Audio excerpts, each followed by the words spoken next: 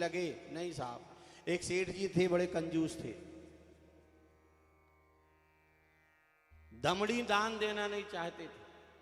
एक दिन एक संत के पास गए और जाकर कहने लगे, महाराज ऐसी कोई भक्ति बता दो जो मैं कछु लगे नहीं, मुफ्त की भक्ति।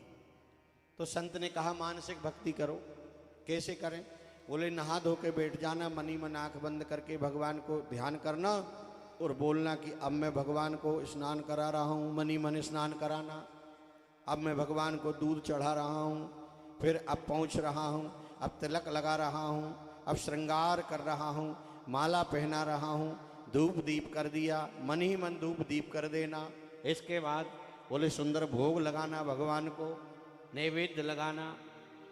सेठ जी भक्ति करने लगे आके साहब। हाँ, 2-4 दिन तो मन नहीं लगा, 5वें दिन से मन लगने लगा। मन ही मन आंख बंद करके भगवान का मन धीरे धीरे धीरे, ये मानसिक भक्ति है, इसमें भी बहुत बड़ा फल प्राप्त होता है साहब।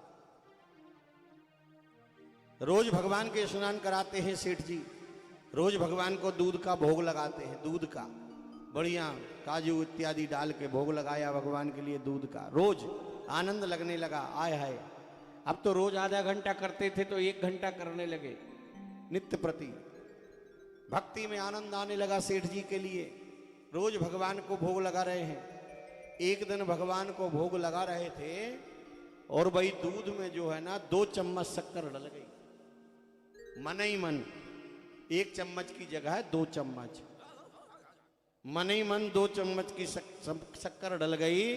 तो सेठ जी मन ही मन सोचने लगे, हे भगवान 2 चम्मच डाल दे, यदि 1 चम्मच निकाल लेता हूँ कल के काम पड़ जाएगी। तो मन से ही चम्मच डाल के गिलास में और वही 1 चम्मच शक्कर निकालने लगे। इतने में भगवान प्रकट हो गए। भगवान हाथ पकड़ के बोले यदि 2 चम्मच गिराई गई है मान लो, तो तुम्हारे बाप को का लग गौ जामे है, मनई से तो डाली है। ये मानसिक भक्ति है। एक दिन उन सेठ जी से कहा घर के लोगों ने, जाओ बोले गंगा स्नान कर आओ। जिंदगी में कभी न नर्मदा नहाई, न गंगा नहाए, न दान करो, न पुण्य करो, का करो जो धन को।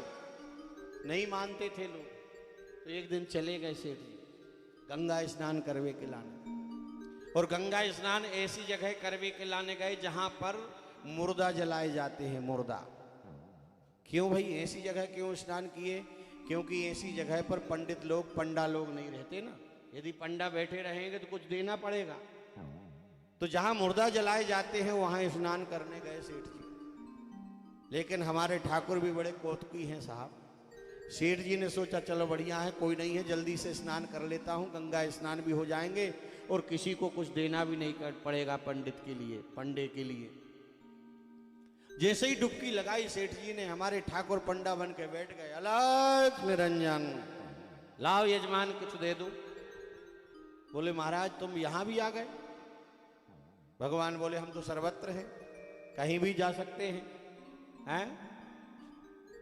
सेठ जी कहने लगे आज तो हम कुछ लाए ही नहीं है। लेकिन तो भगवान ने कहा एक काम करो, तुम कुछ नहीं लाए ना तो लिखवा दो, हम तो लिख भी ले हैं, घरे अजे हैं, घर से ले आए।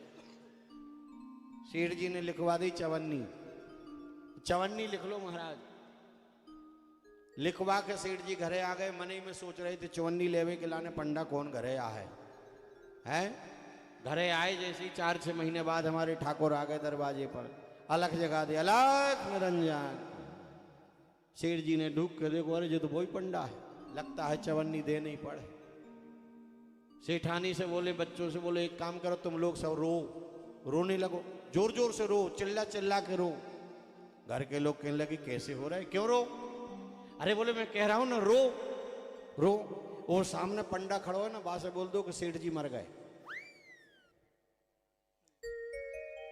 अब घर के लोग रोने लगे साहब। पंडा ने पूछी का होगो?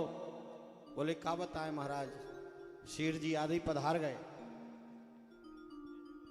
अब पंडा रूप पधारी भगवान कहने लगे, बोले जब तई हैं हम यहीं पे हैं और हमारा यजमान चलो गो है तो अब तो फुकवाई खेजे हैं। बोले हैं हाँ साहब। सेठ जी सोच रहे थे शायद भग जाएगा।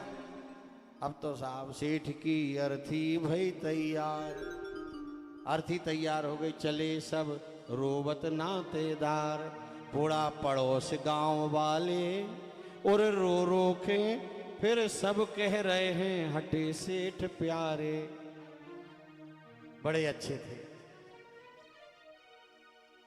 सब चले जा रहे हैं, राम नाम सत्य, और सेठ जी जिंदा हैं, चवन्नी नहीं देंगे, लेकिन अर्थी में लेट गए, बांध दिया, लकड़ी रख गई, आगे लगावे को मौका आ गया तो पंडा कहने लगा, बोले हमारा बड़ा प्रिय शिष्य था, एक बार कान में मंत्र बोल दें हम, फिर लगा देने आदि। कहा ठीक है महाराज बोल आओ। कान में मंत्र बोलवे के लाने ठाकुर गए, पंडा रूपधारी ठाकुर। ठाकुर ने सेठ जी के कान में बोली, बोले चौवन्नी दे रहे हो कि फुकवा दें? सेठ जी भी कहने लगे एक काम करो फुकवा दो। है आगे लगाई गई, सेठ जी भगे, भगवान कहने लगे एक काम करो, प्रेतिया बन गओ है भूत, पकड़ लो रखो आगे में। सेठ जी चिल्लाने भैया हम तो जिंदा हैं। भगवान उनकी कंजूसी पे भी प्रसन्न हो गए और ठाकुर ने कहा एक काम करो, हम तुम्हारी कंजूसी पे भी प्रसन्न हैं, मांगो क्या वरदान चाहिए। शेर जी कहने लगे जो मांगे वो मिले। बोले हाँ जो मांगोगे वही मिलेगा। तो बोले एक काम करो, बच्चावन्नी माफ कर दो। हाँ